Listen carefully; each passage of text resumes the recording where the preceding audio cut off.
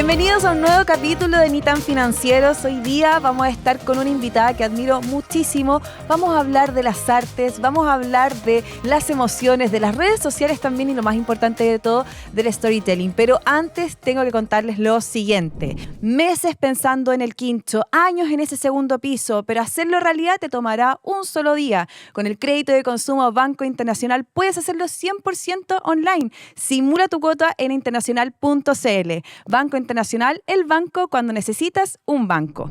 Ya estamos acá en nuestro nuevo capítulo con tremenda invitada. Yo le voy a sacar el jugo a la invitada del día de hoy, Natalia Vidal, Storyteller. ¿Cómo estás, Nati? Bien, Romy, muchas gracias por invitarme. Un honor. Ay, para mí tenerte aquí, Nati, me encanta porque vamos a conversar de algo que a mí me apasiona mucho. Yo quería ser actriz, bailarina, así que ahí vamos a estar conversando. Amo las artes, pero te quería preguntar a ti, cuando eras chica, ¿qué querías ser cuando grande? ¿Qué soñabas con ser cuando eras pequeña, pensando en tu futuro, digamos? Quizás fuimos separadas al nacer porque yo desde muy chiquitita canto, muy chiquitita. Te estoy hablando de 3 años, quizás 4. Y empecé a escribir canciones muy chiquitita también. Mi primera canción la escribí a los 7.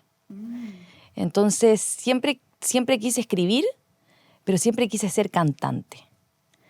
Y lo tengo, o sea, soy cantante frustrada, pero así de las más frustradas que existen. Y en algún minuto como para complementar, porque soy de la generación de Britney, de, qué sé yo, Cristina Aguilera, vi a Cher, también Madonna. Entonces dije, ok, si voy a tener que ser cantante, voy a tener que ser bailarina también. Entonces me metí a la escuela de danza de Hugo Urrutia. Qué seco él. Sequísimo. Y estuve ahí 3 o 4 años practicando y resultó ser que, bueno, me ponían al último siempre, yo era la que bailaba peor. Después me di cuenta que en realidad yo veía estos programas de talentos, qué sé yo, The Voice, etcétera, American Idol, y claro, voces mucho más talentosas que la mía, entonces se me fue apagando eso diciendo como en realidad quizás este no es el lugar en donde más brillo, pero aquí me gustaría brillar. Y eso fue. Luego me di cuenta que en realidad escribir lo hacía bastante bien, mejor que cantar y bailar. Oye, pero ahora pensando, ¿te gustaría como igual concretar ese sueño de tener tus canciones, por ejemplo? ¿O ya eso lo tienes como un espacio para el hobby, la distensión? No, yo escribí 83 canciones, las tengo, he grabado incluso. En algún minuto me dio, estuve participando en varios concursos que en ese tiempo hacían para adolescentes, Pepsi al Máximo, Jumbo Plug and Play se llama, y canciones tengo grabadas. A ver, canta. Pero es que yo me siento cantante igual, muy triste, pero canto en la ducha, canto en mi casa siempre, todas las semanas. Y últimamente, como estoy haciendo eventos, ya esto es completamente nuevo, porque el primero lo hice hace 2 semanas, ahí canté. Yeah. Y el problema de eso es que yo le tengo mucho susto, como que ahí hay un punto bien vulnerable mío, porque no me da vergüenza o no me da miedo equivocarme escribiendo. No me da miedo equivocarme en cámara, ni hacer un reel que sea funable, nada de eso. Pero que me digan que canto mal sí me dolería mucho. Entonces, si quiero, sí quiero, pero tengo esa precaución aún porque no me gustaría que alguien me dijera cantas mal. Como exponerse a eso que finalmente te gusta tanto que no te gustaría recibir eso de vuelta. Exactamente, no estoy preparada para eso aún. Claro. Oye, Nati, y ya, de entonces siempre ligada a las artes, pero entraste a periodismo. ¿Por qué periodismo? Entré a periodismo porque sabía que era humanista, quería escribir de todo. Había estado cerca de muchos poetas, era súper, tenía la pluma súper parada cuando joven, entonces yo escribía correos, así como, ¿te puedo hacer una entrevista? ¿O puedo conversar contigo? Y me decían que sí. Entonces sabía que quería escribir, sabía que no podía ser cantante ni bailarina. Mi papá me sugirió Derecho, me iba bien en el colegio, me iba súper bien en el colegio. Y la verdad es que yo Derecho no me metía ni a palo. Así que fue como periodismo.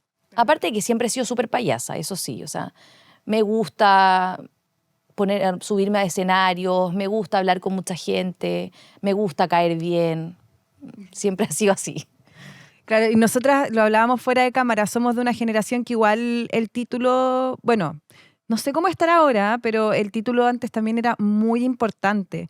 De hecho, no sé, por ejemplo, mis hermanas fueron como las primeras generaciones en entrar a estudiar, ¿viste? Porque antes era como más difícil, mi mamá estudió una carrera, pero mi papá no, entonces como que eran recién estas generaciones que ya tenían muchas más posibilidades, era como, ¿cómo lo vas a desaprovechar con un promedio tan bueno si tienes 6.8, ¿cachai? En tu caso, digamos, me imagino. Se asocia mucho a eso. O sea, yo crecí en una familia en donde había que entrar a la Universidad Católica. Ni siquiera a la de Santiago, a la de Chile, a la Católica del Paraíso. Había que entrar a la Universidad Católica. Y en mi familia son todos ingenieros de la Universidad Católica. Entonces, claro, yo crecí en un ambiente en el que no es era muy disciplinado. No es que nos sacaron el jugo sin rigor, así como decir, esto fue terrible y demasiado sacrificado, pero yo estudié para la PSU 4 años. Mi papá me hizo preuniversitario porque él había tenido preuniversitario antes. Entonces, claro, y luego en el colegio saqué NEM 6.7, 6.8. Entonces tenía un buen puntaje ahí. Y claro, o sea, cuando uno dice, ya, tengo todas estas oportunidades que se ven así desde afuera y quiero ser cantante, es como, no me hace sentido. Y en general, en esa época, todo este tipo de gustos o cosas eran vistos como hobbies y jamás como un papel que pueda jugar de por vida o una vocación ni una profesión menos. No, yo lo pasé terrible porque a mí me cargaba el colegio.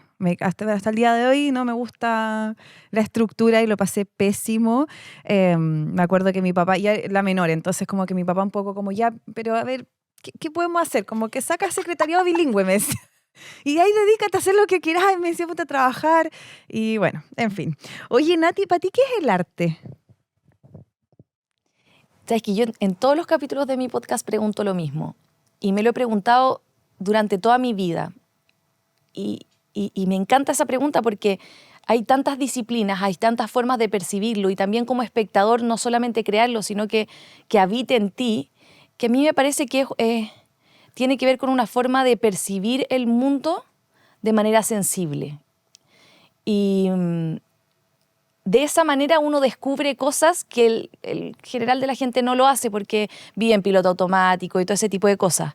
Pero el arte tiene que ver con una capacidad del ser humano de añadir sentido y emociones a lo que tiene a su alrededor. Y cualquier artista hace eso. Captura una sensación a propósito de una situación que le pasó con otra persona y entonces crea una canción que luego se vuelve un himno.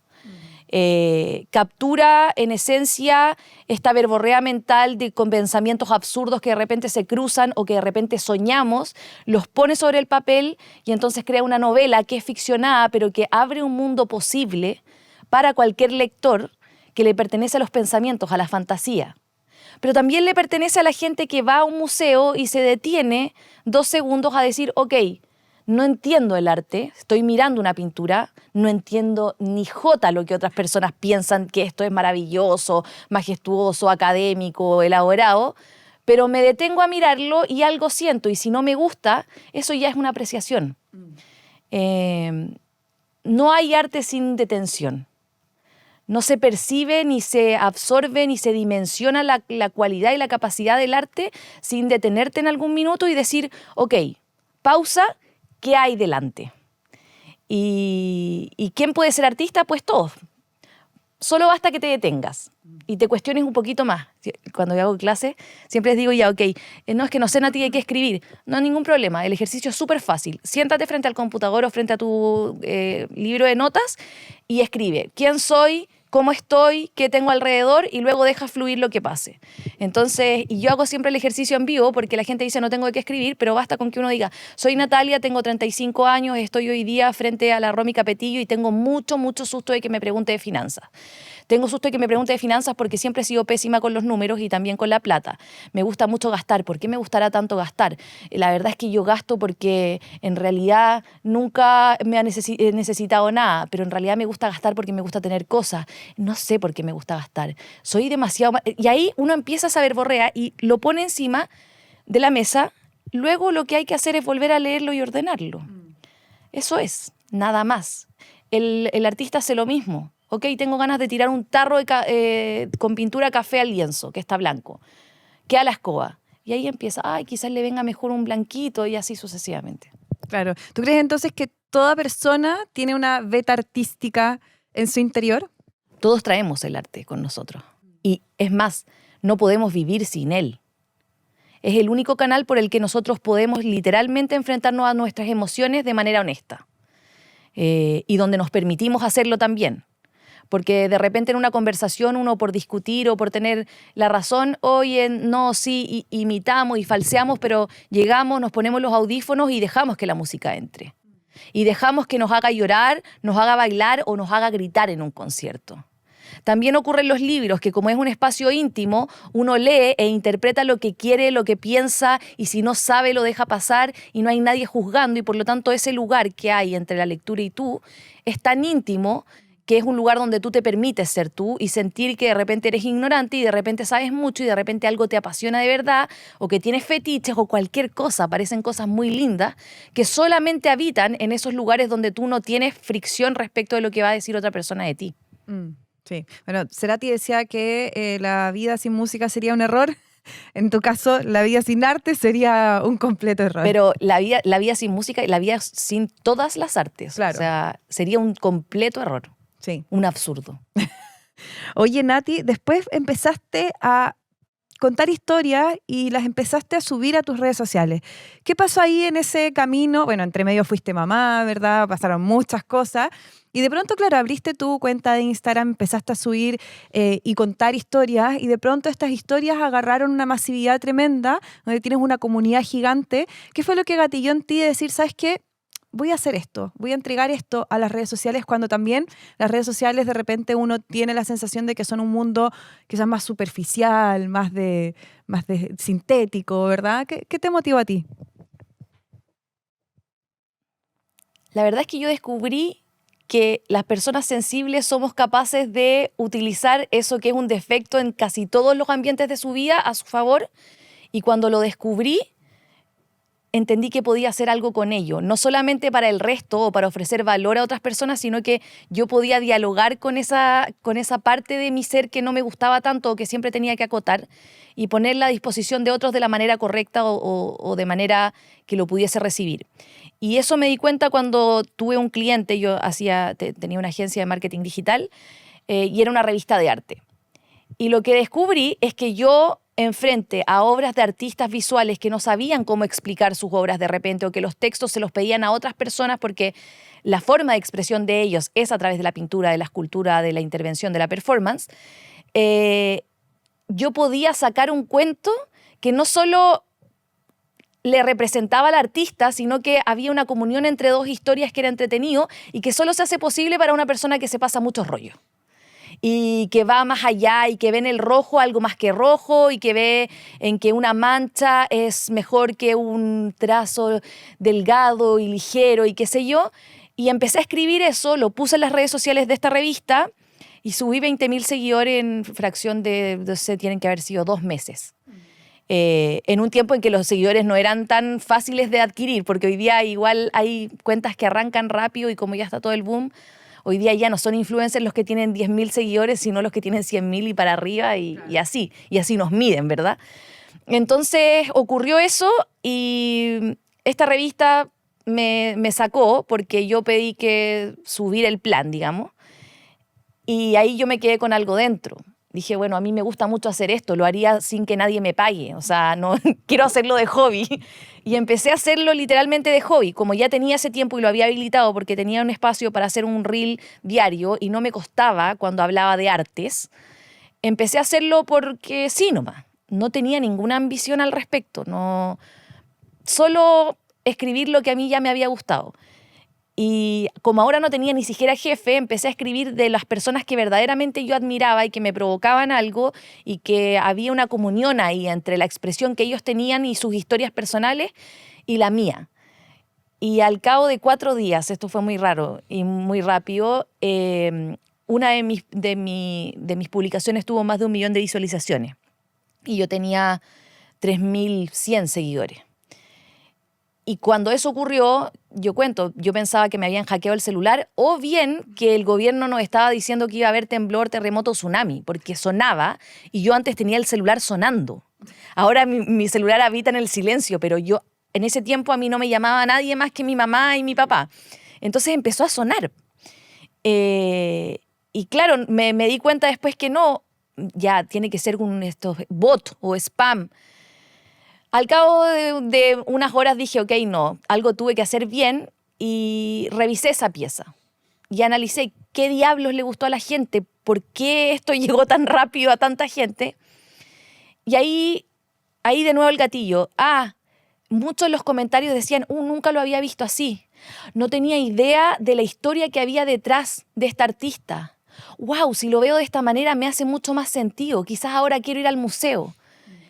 Pero te estoy hablando de un reel que tiene 1 millón eran, no sé, 1.000, 3.000 comentarios que decían lo mismo. Y lo otro que decían es, qué linda tu voz, se nota que lo sientes. Entonces, ok, seguí todos los días. Esto era como disciplina, pero ni siquiera disciplina porque fuese una tarea que tenía que hacer, sino que era como terapia para mí. Claro. Al tercer día hice algo similar porque repliqué fórmulas que había utilizado y otro reel, 1 millón de visualizaciones. Y después, a los 4 días después, otro reel de 1 millón de visualizaciones. Eso consiguió que todo, tú sabes, pues la colonización opera, empezaron a viralizarse también los que estaban al lado, claro. Y llegaron a 100.000 visualizaciones, algunos que tenían 15.000 y qué sé yo. Al cabo de 37 días yo tenía 100.000 seguidores. ¿Y qué análisis hago yo a propósito de esto? Uno, yo pensaba que a la gente no le gustaba el arte, que no lo entendía, que le pertenecía a algunos pocos, que solo la gente académica y que lo estudiaba podía acceder a él, que me iban a encontrar una snob, una latera, porque jamás a mi alrededor alguien me había escuchado, qué sé yo, no sé si la palabra es con respeto, pero nadie me había escuchado seriamente todos mis derrames de emociones. Claro. Y ahí ocurrió que no solo a la gente le gusta el arte, sino que la gente es receptiva ante la sensibilidad. A la gente le gustan las personas que sienten verdaderamente y que ponen al mundo en un lugar en donde no estamos acostumbrados a verlo. Y que unen historias y hacen correlatos de sentimientos, de sensaciones, de historias de vida y las ponen al servicio del resto. Y eso fue fascinante para mí, porque yo pensaba que a nadie le gustaba el arte. Yo pensaba que me iba a quedar sola en mi cajón y que eso que yo pensaba desde chica ser me iba a pertenecer siempre a mí y a unos pocos que habitamos en los rincones, en los bares, tomando vino y reflexionando sobre la vida y haciéndose preguntas respecto de qué es la existencia y por qué fue una explosión o Adán y Eva y no fue una planta. Eso es lo que yo hago todo el día. Pero ¿sabes qué es lo que creo que pasa con lo que comentas? Que justamente lo que hablábamos, o sea, finalmente el arte es verdad, desde la vereda de cada uno, de cómo uno lo percibe. Y eso, plasmarlo en redes sociales, creo que también hace un match de que la gente está en esa búsqueda. Ya se sabe cuando algo es comercial, cuando algo es publicidad, cuando algo es un tongo, ¿cierto? Entonces, cuando encontramos verdad en este camino, es como, ¡oh! Yo quiero eso, quiero verlo, quiero escucharlo, quiero sentirlo también. Entonces, creo que se produce eso un poco también. Absolutamente. Yo, cuando me metí en Instagram, yo siempre decía, por favor que se vaya la moda de las Kardashian, por favor que el reggaetón se acabe, ¿por qué el reggaetón se hace viral y no Vincent Van Gogh se hace viral? Por favor que el deporte, en algún minuto todos nos pusimos a hacer deporte. Fue el yoga, después fue el pádel, después fue que las pesas, después se puso de moda la dieta keto y yo decía que se ponga de moda el arte, por favor que se ponga de moda el arte. No porque a mí me guste ni porque sea antojadizo, sino que está estudiado. Y eso que tú dices como hay verdad en eso es cierto. El arte moviliza un montón de partes del cerebro que no se activan si no es a través de ellos. El canal de las emociones es el más importante. Entonces hay un montón de profesionales diciéndote cómo se despierta la amígdala y tal. Bueno, la amígdala cada vez que tú estás en presencia de arte, te guste o no te guste, se despierta. Los niveles de dopamina se elevan, los niveles de cortisol bajan. ¿Qué quiere decir? El arte calma, literalmente. ¿Por qué? Porque te pide pausarte primero. Es cuando tú estás escuchando una canción, no haces nada más que escuchar. Y el acto de escuchar es pasivo. Entonces, y así un montón de cosas. Y claro, yo llevaba esas banderas. ¿De qué voy a hablar yo? No puedo hablar de bajar de peso, mira. No puedo hablar de ahorrar, no puedo. Y empezaba a ver que en la televisión permanecían los mismos troles de siempre y estaban cayendo la televisión, los medios de comunicación tradicionales, las revistas, los diarios ya no se imprimen. Y empezaron a salir estas personalidades en redes sociales que adquirieron mucha credibilidad, construyeron mucha confianza y eran finanzas, crecimiento personal, libros de autoayuda, qué sé yo, incluso espiritualidad, arte. ¿Por qué no hay nadie diciéndole a la gente que vaya un día al museo aunque no le guste, solo a probar? Y ahí me metí. Imagínate mi sorpresa cuando dije en 37 días 100.000 seguidores. Chuta, no. Qué equivocada estaba cuando pensaba que yo era la única que veía la importancia que tiene el arte. Es que eras tú la que tenías que crear el contenido, ¿viste? Ahí era yo la que tenía que creerlo. Si yo decía, no, ¿esto quién me va a ver? Uy, no, ya veo lo que me va a decir mi mamá cuando vea mi primer reel. Oye, déjate llorar. O sea, era obvio. Y nada, no ocurrió así. Qué bonito. Bueno, a mí me pasaba lo mismo con el tema del dinero. Yo decía, ¿quién va a querer hablar de plata? Pero si nadie invierte, nadie habla de estos temas. Y bueno, finalmente ocurrió algo similar. Oye, Nati, ¿cuál sería para ti el hilo conductor que siempre tú buscas cuando haces un video, cuando escribes un reel? Yo siempre le digo a mis alumnos que hay que separar muy bien la idea principal de la historia. Los que cuentan historias mueven el mundo, literalmente. Hay grandes oradores que han tenido todo menos la razón y han convocado a mucha gente y han contagiado la mente de muchas personas y las han movido a hacer cosas terribles. Y por el contrario también, Martin Luther King movió un montón de gente, Hitler hizo lo mismo. Entonces, ¿y cuál es el común denominador de ellos? Es que llegaban fácilmente a grandes masas. Eso quiere decir que había simpleza en sus palabras. Eran breves, concisos y de alguna manera también transmitían pasión. Entonces, ¿cómo se compone eso? Primero tienes que tener una convicción muy grande. Y esa convicción proviene de tu idea principal. En mi caso, el arte es bueno. En mi caso las historias son las que gobiernan el mundo. Pero todos tenemos el nuestro, ¿verdad? Ahorrar es bueno. Si tú tienes esa idea principal clara, lo único que tienes que hacer en redes sociales, en un libro, en una charla, en una clase, es ponerla a disposición de las personas a través de historias. Las historias operan como transporte, no como fin. El fin es compartir una reflexión que tú llevas mucho tiempo o estudiando o tu experiencia de vida te ha dado, pero es algo que tú tienes en tu cabeza hace mucho rato digerido. Entonces, una persona no está preparada para recibir esa cantidad de información que tú llevas años digiriendo de un viaje. Entonces, la única forma de que otra persona te entienda es a través de ejemplos, historias o cosas en las que tú les hagas ver que o este es un camino o que comprendan cómo ocurren verdaderamente en lo concreto. Entonces, ahí uno se topa con, ok, yo quiero hoy día decirle a las personas que el arte puede sanar enfermedades verdaderamente trágicas. ¿Qué historia ocupo de ejemplo? Yayoi Kusama.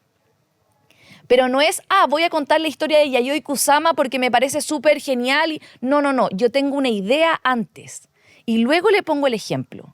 Una historia por una historia no vale mucho si es que no tiene una reflexión detrás, si no hay un pensamiento.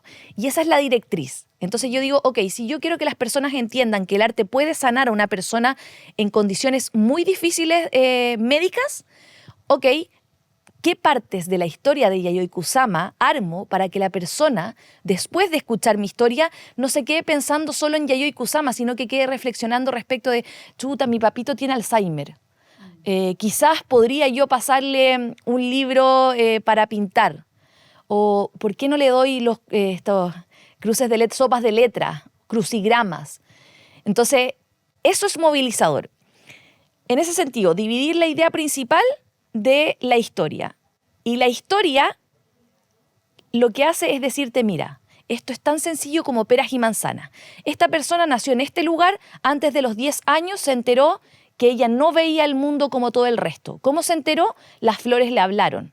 Y lo otro que se dio cuenta es que ella veía la vida en píxeles. Y cuando se lo trató de explicar a las otras personas, le dijeron, no, tú estás loca. No, eso no existe. Te voy a llevar al doctor. Eso le ocurrió a Yayoi Kusama de verdad. Y el doctor, claro, sufría de alucinaciones. Entonces ella se escondía en su closet, pero para poder verdaderamente manifestarle o expresarle a la gente lo que ella veía de verdad, más allá de sus palabras, lo puso al servicio del resto a través del arte. Entonces yo escojo las partes de su historia que me sirvan para reforzar la idea de el arte le sirve a la gente, incluso a la gente que está muy enferma.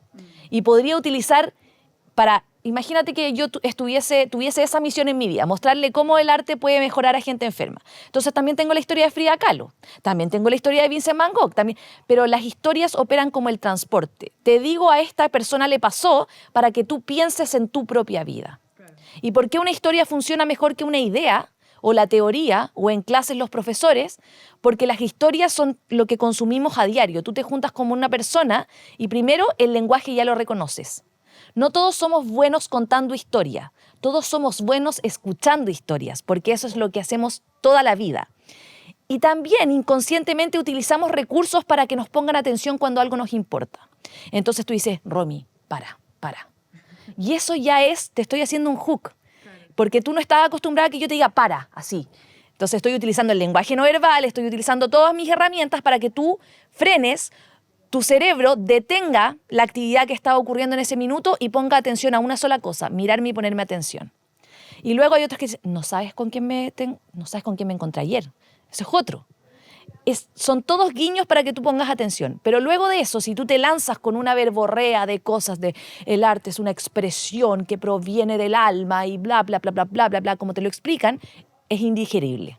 Entonces tú vienes y dices, ¿sabes qué? Estaba yo sentada en un café, estaba rico el café y nunca me esperé, por la puerta entró tu ex. Venía con otra. Así que yo me hice la tonta, tenía un libro en la mano, me lo puse así, pero me puse a mirarlo. Todo eso es súper concreto. Tú en este minuto, yo te estoy contando eso, pero tú lo estás transitando en tu cabeza. Ah, es un café, entró por la puerta, da lo mismo de qué color eran las paredes, pero tú estás habitando el mismo lugar. Yo ya le puse color a las paredes. Exactamente, y tus colores. Claro. Eso es lo que la gente necesita para interpretar mejor una idea. Transitar. Es una equivocación pensar que la comunicación es unilateral. Es decir, yo te entrego el mensaje y tú recibes. El acto no es pasivo, tú tienes que participar. Y yo me encargo, yo soy la responsable de que tú verdaderamente estés conmigo y estés participando de la historia, porque si tú eres únicamente receptora, mi idea no se transmite. Tú tienes que poder mirarla, transitarla, ponerle tus colores, hacer tus recuerdos, tus nostalgias, a qué es dónde se ajusta esta historia a tu vida, y eso, de esa manera, yo te emociono, te sitúo en un espacio y evoco cosas que ocurrieron en tu historia y luego cuando ya te quiero decir lo que yo quería decirte y quería meterte la idea en tu cabeza, ya te tengo conmigo, porque viniste conmigo transitando todo ese camino. Y yo me encargué de que así fuera y me encargué de que tú vieras lo que yo quería que vieras, me encargué de llamarte la atención con la emoción que yo quería que sintieras y así sucesivamente te llevé por un camino en que tú no te diste cuenta, pero terminaste reflexionando de una idea que yo tenía en mi cabeza pero jamás te dije. Claro. Entonces tú sales y dices, ¿sabes que la Natalia me contó una historia de una artista que utilizó el arte y vivió toda su vida con alucinaciones, está dentro de un hospital psiquiátrico y ella voluntariamente está dentro de un hospital psiquiátrico, pero va a cumplir 100 años y ella utilizó el arte. Qué increíble lo que hace el arte y yo nunca te lo dije. Claro. Entonces, hay una frase que le escuché a mi marido y que sé que no es de mi marido, pero es cuando uno quiere dejar una idea o quiere influir en otras personas, lo importante es qué es lo que queda dentro de la sala cuando tú te vas y ya dijiste lo que dijiste. Y eso es, tú quedaste flotando en el aire. No tus ideas, tú. Porque es fácil hoy día, por ejemplo, en redes sociales, decir cosas valiosas que le sirven a la gente. 3 consejos para no sé qué. Y lo que pasa ahí es que la gente recuerda lo que le dijiste, pero no te recuerda a ti. Y ese es un problema. Porque nosotros en redes sociales lo que queremos es capitalizar audiencias para luego generar una comunidad. Y las comunidades se diferencian de las audiencias porque a ti te creen. Claro. Y ya no me importa lo que la Romy me esté diciendo, la Romy lo dice y por eso yo le creo a la Romy. Y eso opera para todo. Claro. O sea, así todos los grandes oradores lo hicieron y o sea, los músicos lo saben cuando se suben a un escenario en un recital y como te digo, Martin Luther King lo sabía y cada vez que regalan, qué sé yo, hoy día los actores que ganan Oscar se preparan para recibir el Oscar para que haya un discurso como que después quede dando vuelta a las redes sociales o que sea portada de revista. Y eso es simplemente oratoria, es storytelling.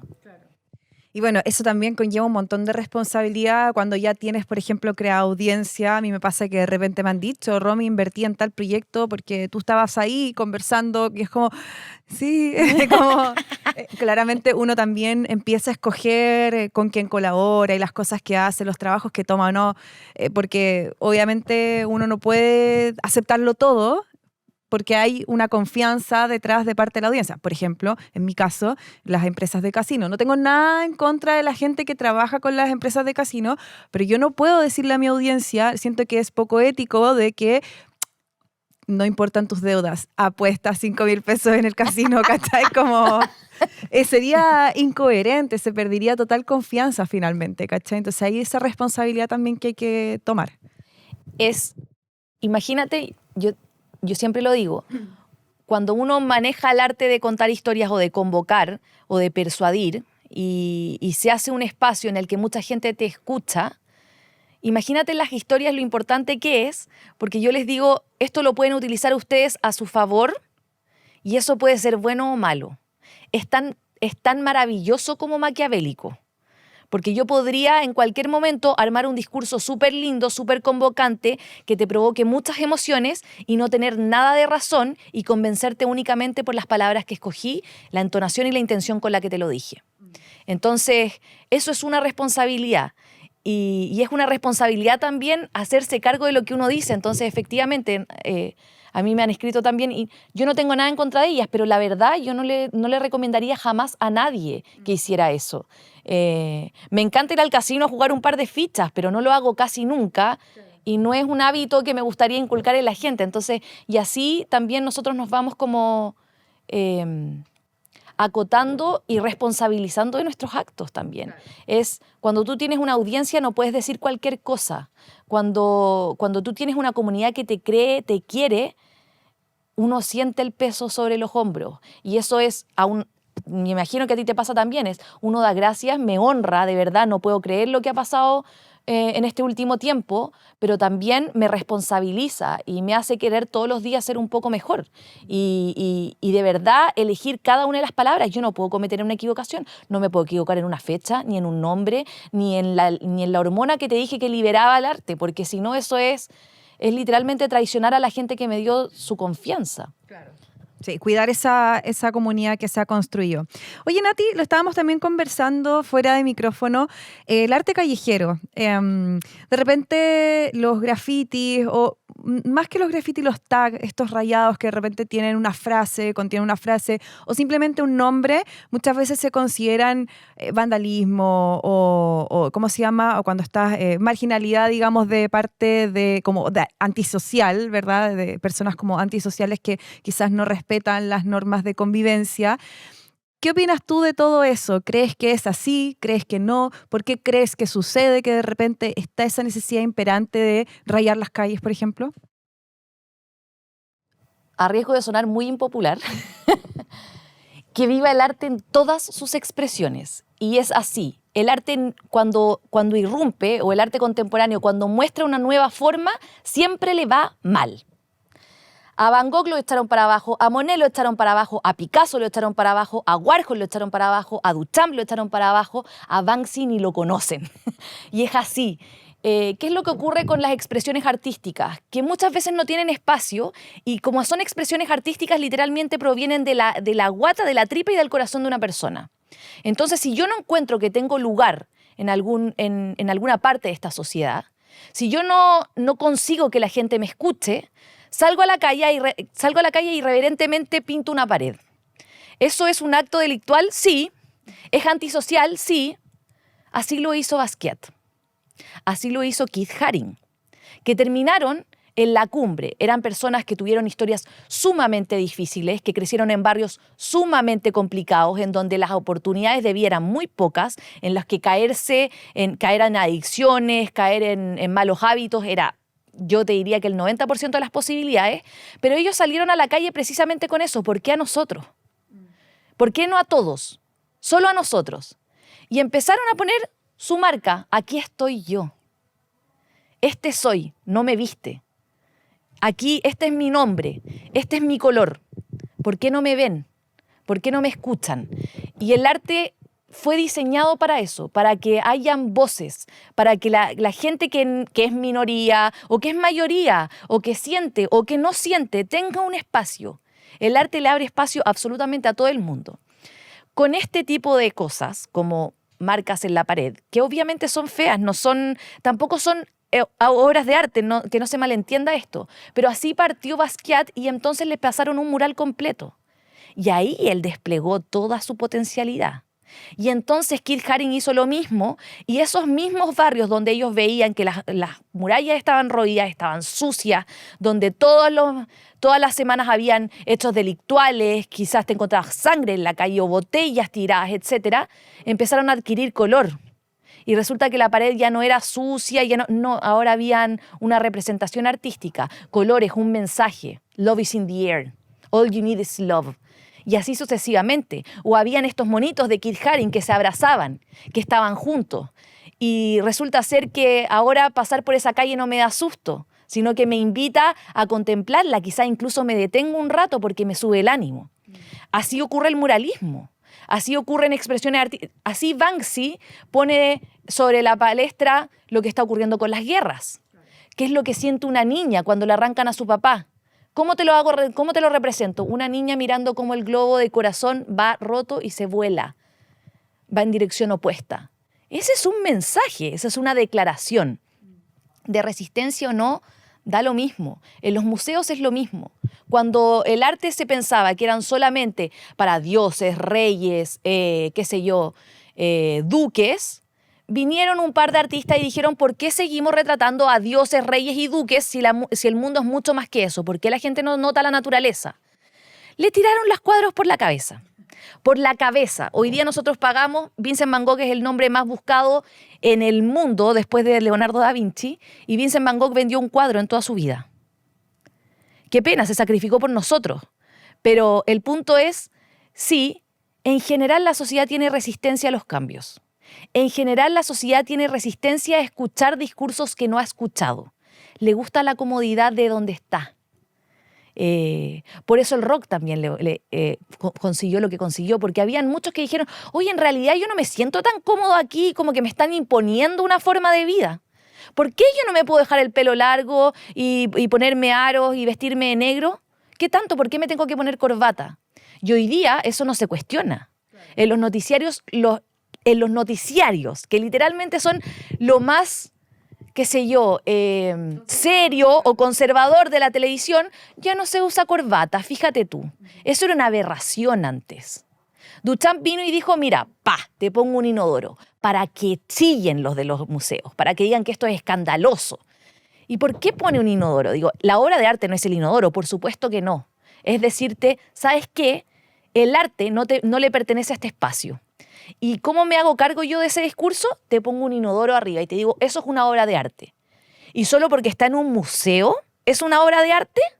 Cuestionemos a los museos como el único lugar donde habita el arte, y así sucesivamente. Y ocurre en todas partes. O sea, el arte, por ejemplo, ahora decimos la danza moderna, el dancehall, incluso la música urbana, a mi pesar. Eso ocurre. Hoy día en las calles la gente baila, el hip hop, el rap. Una respuesta, una resistencia a lo que estaba ocurriendo, dolores que la sociedad no estaba viendo y que únicamente gracias a esas expresiones artísticas fueron visibles.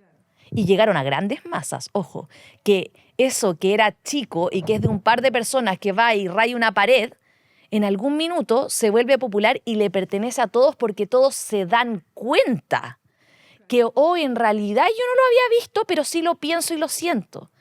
Y se transforman en olas. No. Terminan siendo reflejos de masas que estaban calladas de repente, de grupos de personas que habían guardado silencio.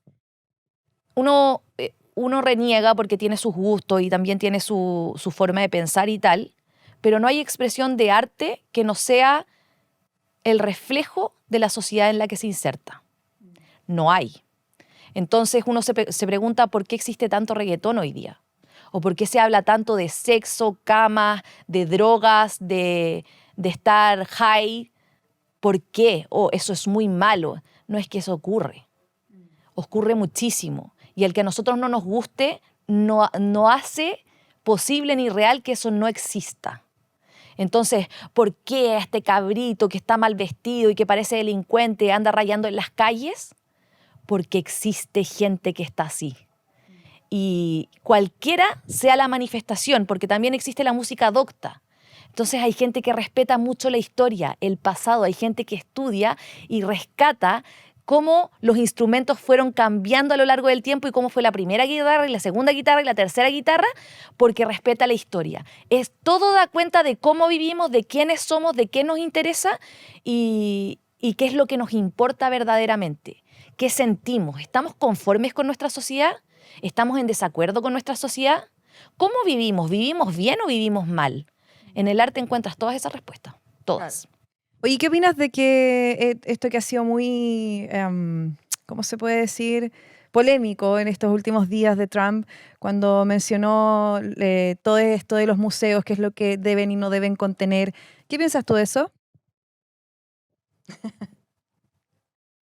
Trump es el pelota más pelota que existe en en el universo, en la universidad. Trump es el más pelota de todos los pelotas.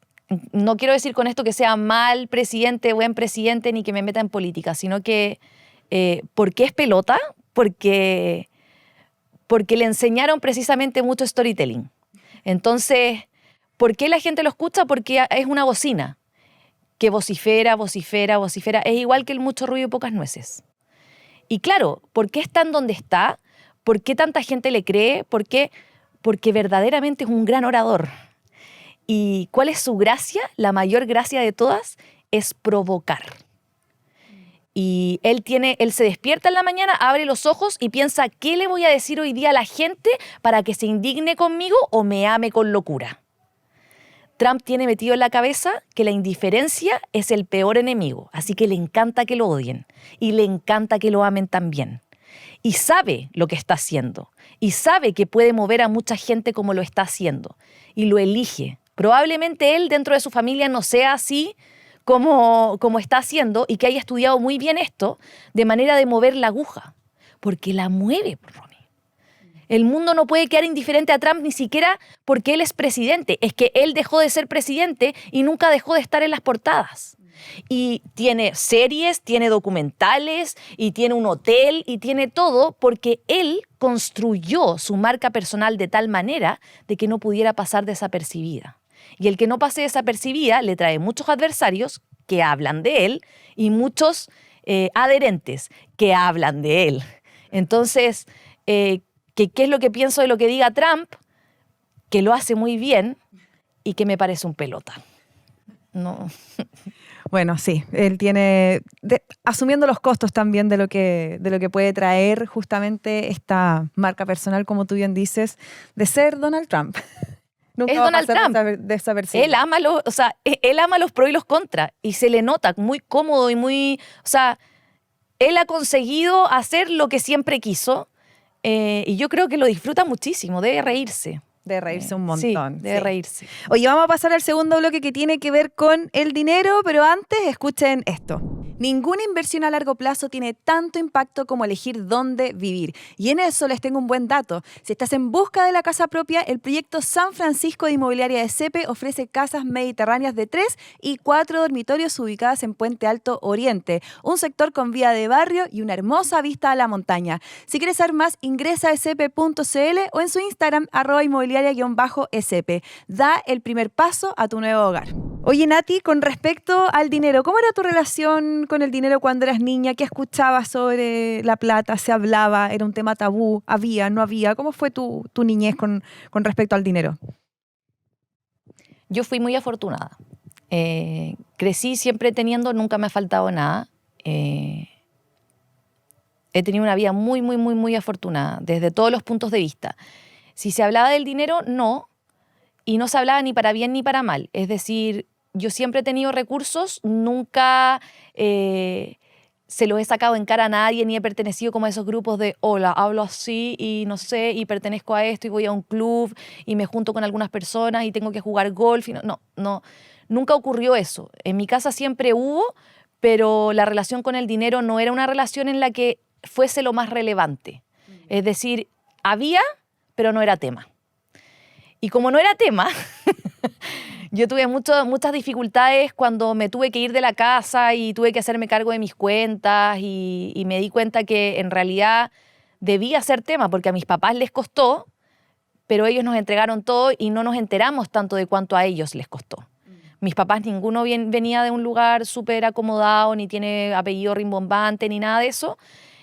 Ambos fueron, yo te diría, mi mamá de clase media, mi papá lisa y llanamente de clase baja, y se lo ganaron todo. Y le ganaron a la vida con todo, Romy, pero le ganaron así, transitaron todos los estratos sociales que podrían pasar. Pero yo no me enteré de eso. Entonces, sí me enteré que tenía que ser disciplinada, que tenía que tener buenas notas, que tenía que estudiar. Pero esa fue mi forma de relacionarme con cómo yo como profesional me iba a desarrollar más adelante. Es decir, la carrera me iba a brindar los recursos que yo necesitaba para vivir. Y la vida no es así. Entonces, una vez que salí de la universidad, me enfrenté a la necesidad de mantenerme. Porque yo tenía mesada, tenía casa, tenía auto. Siempre fue así. Lo agradecía mucho, pero no sabía lo que era comprarse el auto, pues sí es cierto. Sí. Entonces, y no ahorraba porque la mesada iba a llegar todos los meses. ¿Para qué ahorrar? Entonces, claro. Exactamente, no me enteré. Lo que sí hice fue, me encanta trabajar, es decir, nunca le he hecho el asco a trabajar y nunca me he quedado en la cama. No, eso no ha ocurrido nunca. Entonces, siempre estoy haciendo cosas. Pero me fue difícil, por ejemplo, yo no he aprendido a ahorrar hasta hoy. Y yo te decía, como si tú me vas a preguntar algo de finanzas, creo, Romy, que yo debo ser tu alumna y no tengo nada que enseñarle a la gente sobre finanzas. Nada. Quisiera muchísimo aprender, y hoy día estoy aprendiendo porque me veo en la necesidad. O sea, ya he creado empresa y no sabía lo que eran los impuestos, no sabía que el balance, tampoco sabía que uno tenía... O sea, no sabía nada del Servicio de Impuesto Interno, no sabía de Previred, de nada. Y lo fui aprendiendo en el camino mal, porque nunca le puse tanta atención y hoy más que nunca me doy cuenta que lo necesito muchísimo. Lo necesito muchísimo porque tengo una hija y porque tengo una casa que pagar y a mi hija nunca le puede faltar nada. A mí me da lo mismo si a mí me falta, pero a mi hija no. Y yo hoy estoy trabajando precisamente eso para ella. Porque yo nunca he tenido problemas con dejar... Mi papá quebró en algún minuto. Entonces dejamos de tener plata, o sea, drásticamente. Y no fue para mí un problema. Pero no es algo que yo quisiera para mi hija. Yo siempre tengo que tener. Y se me hace... No tengo problemas para ganar plata. Siempre he podido. No se me ha hecho difícil. Pero tengo mucho problema para no gastármela. Ese es mi gran problema. Claro. Y que, ¿sabes qué? Mientras te escuchaba, tiene mucha lógica porque hay personas que dicen como, ay, pero es que hablar de plata todo el rato, como que no puede ser así la vida porque lo que más importa no puede ser el dinero. Sí, el dinero es importante en el área en la que tiene que serlo. No va a ser importante para medir el valor de las personas, claramente, ni con quién te vas a relacionar o no debería serlo, ¿cierto? Pero sí es importante cuando hablamos del futuro de los hijos, por ejemplo, que eso pega directamente en la calidad de vida, que no tiene que ver con la cantidad de cosas que van a tener nuestros hijos, ni la cantidad de vacaciones que van a tener, ni el tipo de vacaciones, sino con una calidad de vida de tranquilidad. Cuando una persona tiene estrés financiero por deudas o porque no la alcanza, no tiene una buena calidad de vida y por lo tanto le va a responder más irritable a su hija, no va a tener tiempo para estar con ella, ¿cachai? Entonces tiene que ver con ese mundo más que con este otro más material que se piensa, digamos. Lo dijiste perfecto, o sea, no tengo nada que agregar al respecto, nadie lo pudo decir mejor. 100% de acuerdo. Esto ha sido siempre tema de conversación porque como nunca fue un tema, a mí me cuesta mucho vender, no me gusta. Vamos a vender. Por eso me siento impostora y tengo un desagrado, una fricción con el hecho de vender. Y lo hablo con mi marido muchas veces y él me dice, bueno, ¿y qué? No sé qué. Y claro, para mí nunca fue tema, por ejemplo, uno no se entera porque yo nunca quise tener un auto grande, ponte tú. ni me importaba tener ropa de marca, ni tampoco, nunca he tenido ese tipo de aspiraciones o este tipo de cosas así como salir de vacaciones a un hotel, no sé. Nunca fue tema para mí, ¿cachai?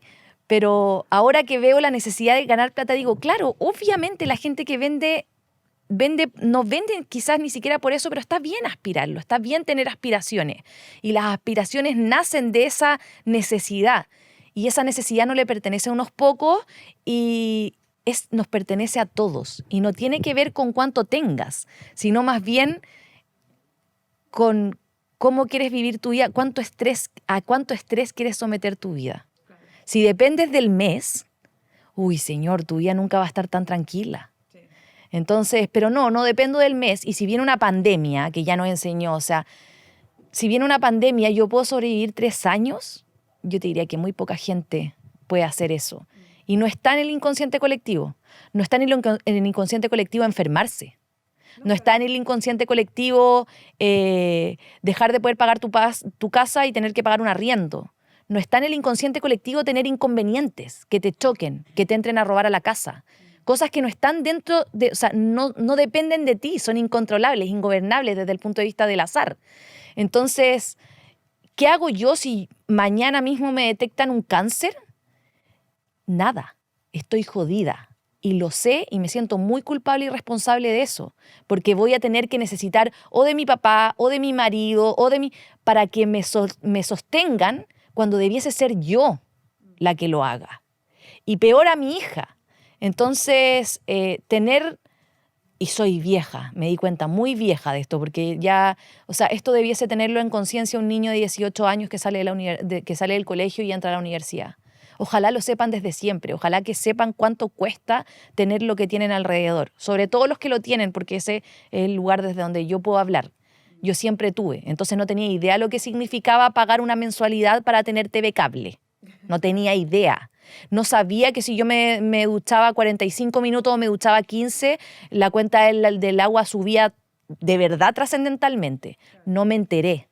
Entonces, qué relevante es que nosotros sepamos cuánto cuestan las cosas, no que queremos y que ambicionamos, las cosas que necesitamos para vivir.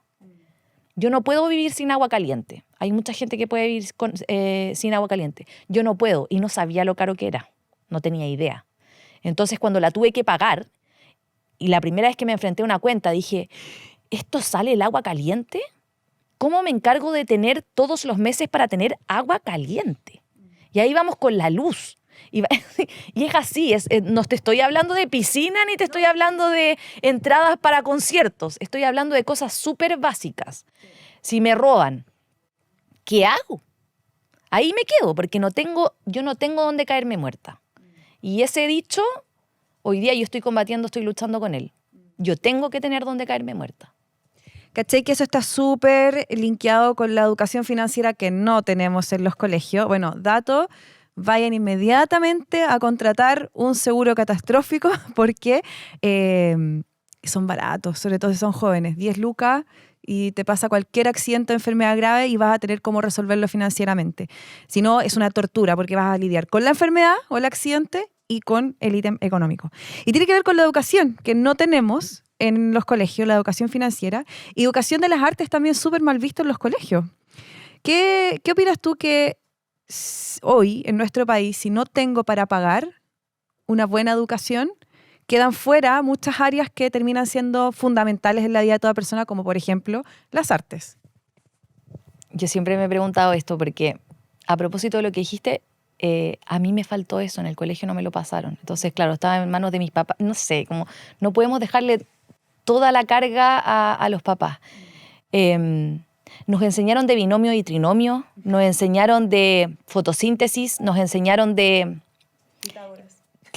Pitágoras, del plano cartesiano, y no nos enseñaron a ahorrar. No nos enseñaron a encontrar en las artes un lugar en que si tú eres introvertido, tímido, o te da vergüenza decir las cosas o no quieres causar problemas, ahí hay un espacio en donde puedes echar fuera y sacar de dentro lo que te pesa, porque aquello que tienes dentro y pesa, si no lo dices, pesa y va a pesar más y es acumulativo. Entonces, vivimos en un mundo al revés, que yo creo que se está invirtiendo, vamos por buen camino, pero somos de la generación que creció pensando que la única forma de subsistir era estudiando Derecho, Ingeniería o Medicina, y que cualquier otra forma de vida iba a ser súper complicada y estábamos estábamos destinados a pertenecer a la gran clase media, solo si no teníamos ese título. Luego teníamos que hacer 3 horas a la semana de deporte, pero 45 de matemáticas, y de matemáticas no nos enseñaron literalmente lo más importante: cómo ahorrar, cuánto aumentan las deudas cuando uno no las paga.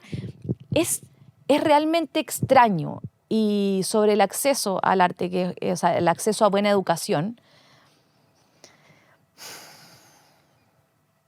es muy triste lo que pasa con el arte, porque uno piensa que los colegios que tienen más recursos tienen buen acceso al arte, y no es cierto. El mal acceso al arte es transversal.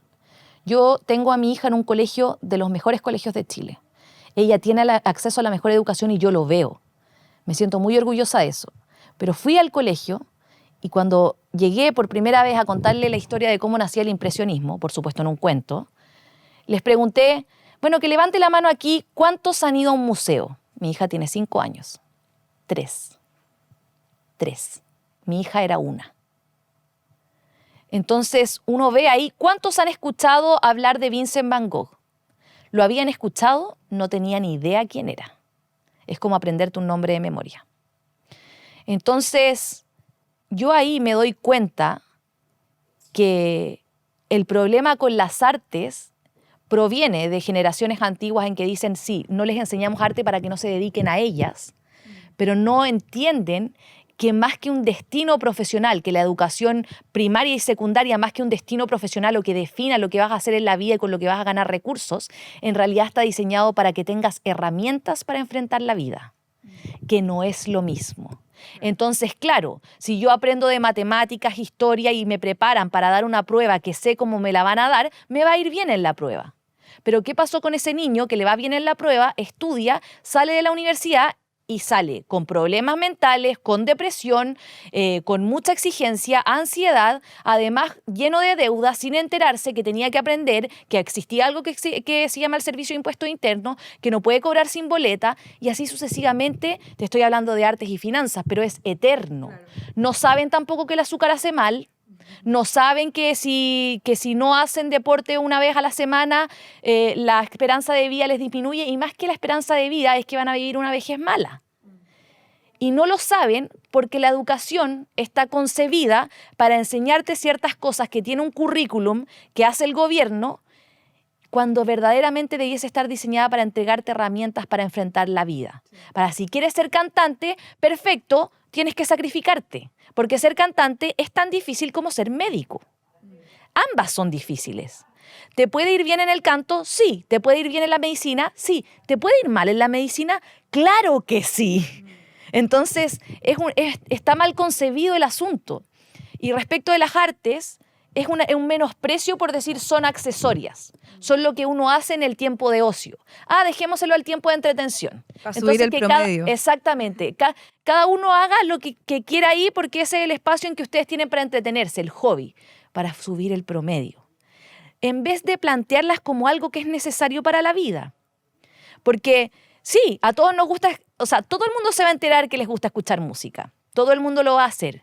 Pero ¿sabe realmente por qué le gusta escuchar música? Si uno lo sabe, es consciente y puede utilizarlo como herramienta. Yo cada vez que me pongo nerviosa, por ejemplo, me tirita la mano. Últimamente me tirita la mano. Subo y canto 5 minutos. No porque, ¡ay, qué rico quiero cantar! No, subo porque es mi herramienta. Entonces yo canto 5 minutos y lo que ocurre es que yo canto fuerte. Saco todo, así como a algunos les recomiendan ponerse un cojín y gritar. Bueno, yo canto, y canto tan fuerte que sale todo para afuera. Y reemplazo el canto por un rabotril. Y es literal.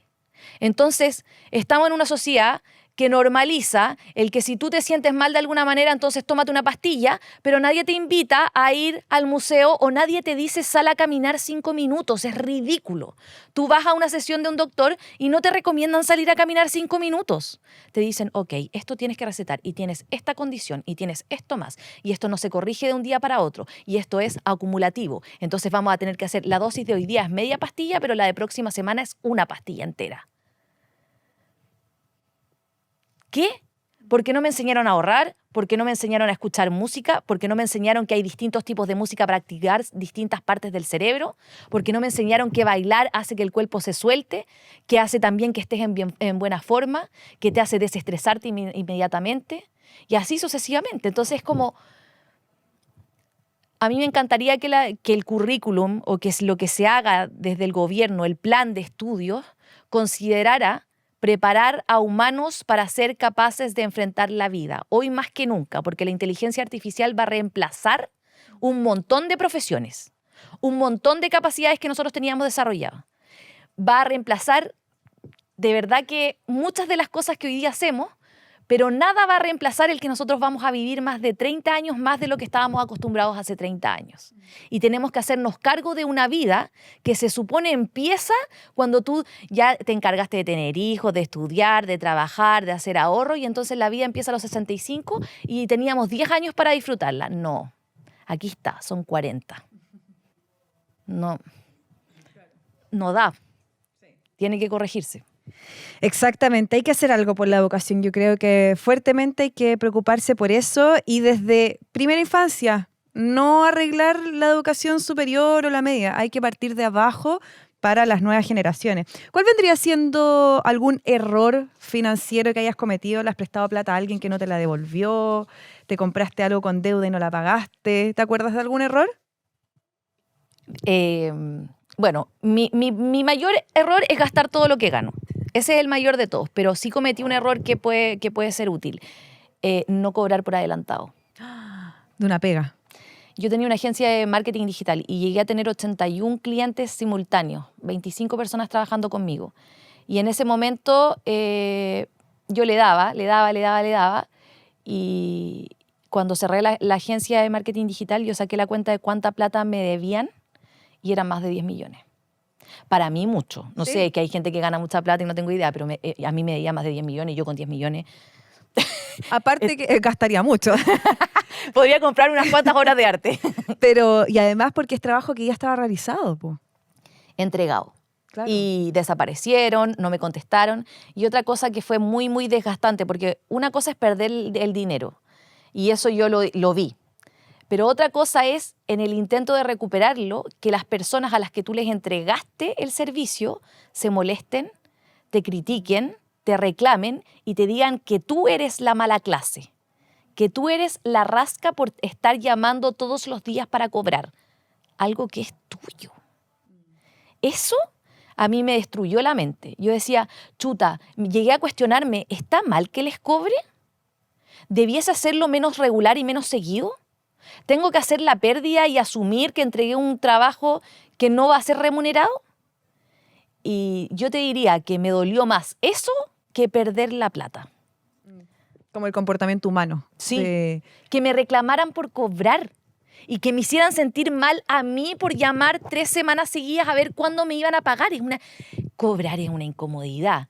Ya ponerme en esa situación es una lata. O sea, ¿por qué me pusiste en esta situación si yo no debiese? El que está en incumplimiento no soy yo, eres tú. Y peor aún estando en incumplimiento me reclames. No, ya córtala, po. O sea, como una lata. Qué lata estar cobrando y sí.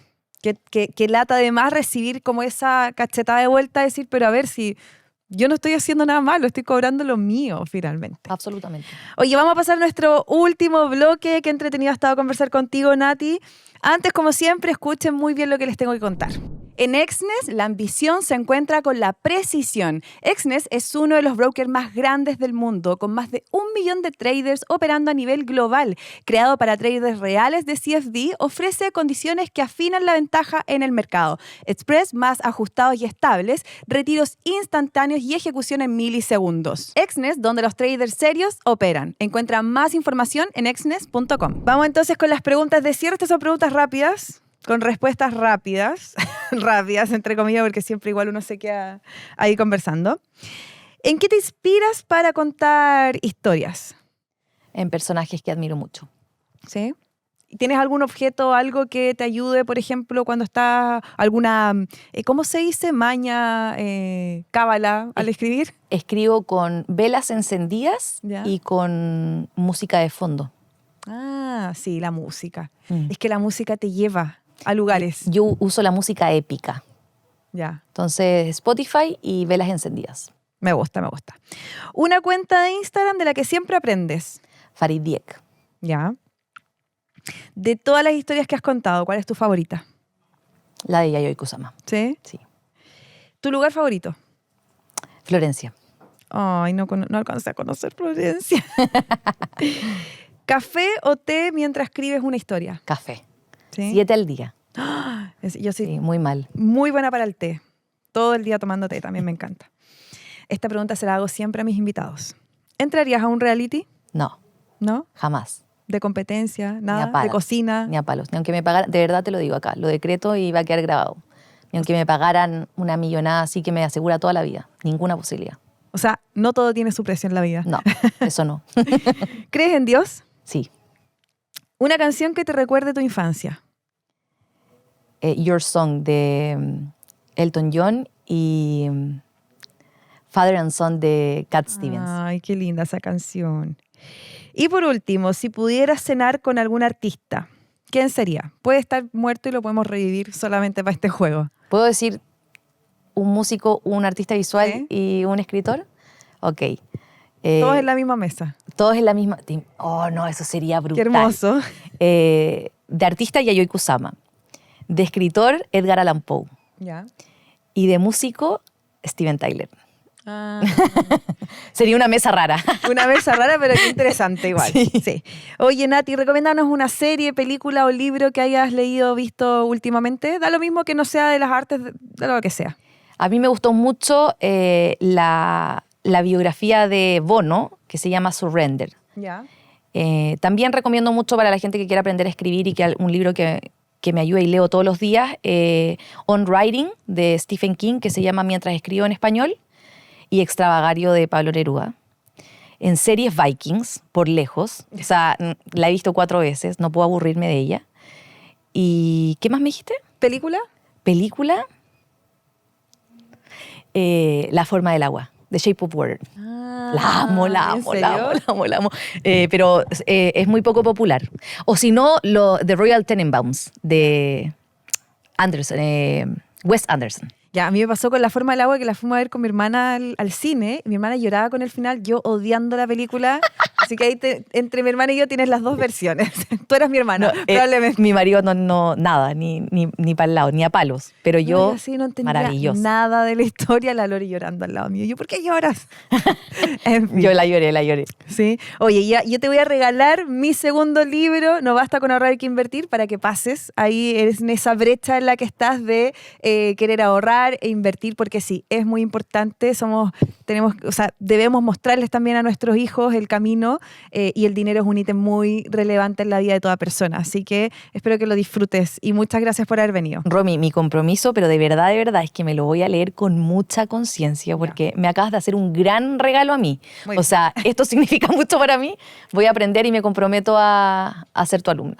Me encanta, gracias Nati por haber venido, de verdad fue demasiado entretenido conversar contigo, cautivante escucharte hablar con tanta pasión, te cambia hasta el tono de voz cuando hablas de lo que te apasiona, así que nada, muchas gracias por haber venido. No, Romy, a ti, me honra haber estado aquí, gracias. Gracias, y a ustedes también, gracias por llegar hasta acá y nos vemos en el próximo episodio. Chao.